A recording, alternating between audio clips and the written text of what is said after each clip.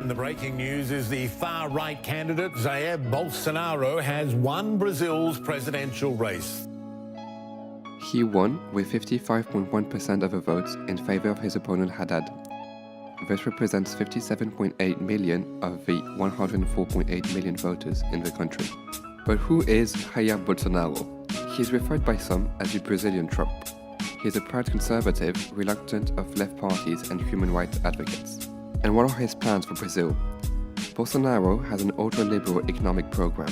He recognized he doesn't know a clue about the economy and gave that role to Paulo Guedes, newly appointed head of the Super Ministry of Economy. He plans on reducing the debt by 20% through privatizations and also reorganizing the taxation system in order for those who pay too many taxes to pay less. Bolsonaro aims to lower the criminal majority to 17 years and soften the legislation of possession of weapons. He promises a decent government as opposed to previous ones. To do so, he plans on dividing the number of ministers by 2. Mr. Bolsonaro plans on opening the Amazonian forest to multinationals. He also admitted the possibility of withdrawing Brazil from the Paris Accords. On the ethic point of view, Bolsonaro's victory was celebrated and commented by a few fellow presidents such as Donald Trump. However, none of them manifested their concerns regarding the future of Brazil's democracy and its citizens' human rights. Some, on the other hand, expressed concerns that his victory could be a menace to the recently created Brazilian democracy. The Human Rights Watch organization, on the other hand, appeared very worried by his election. José Miguel Vivanco, North and South American director of this organization, declared that Mr. Bolsonaro was a demagogue defending the atrocities of the Brazilian military dictatorship and torture.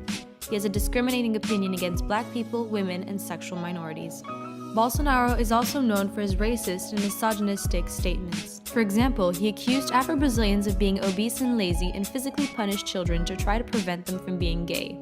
He has equated homosexuality with pedophilia and told a representative in the Brazilian National Congress, "I wouldn't rape you because you do not deserve it." With his plan regarding the Amazon forest, Bolsonaro also appears to be a potential danger to the environment. The director of the Amazon WAP program, Christian Poirier, declared on CNN that his reckless plans to industrialize the Amazon in concert with Brazilian and international agribusiness and mining sectors will bring untold destruction to the planet's largest rainforest and the communities who call it home, and spell disaster for the global climate. Despite the danger Bolsonaro seems to represent, he appears as a savior to the Brazilian population who faced the incapacity to stop corruption of the left-wing governments that were in place during the last 13 years. Looking at the political climate in Brazil over the last years, it's not surprising that Bolsonaro, by being an outsider who highlighted his willingness to say the hard truth, stood out.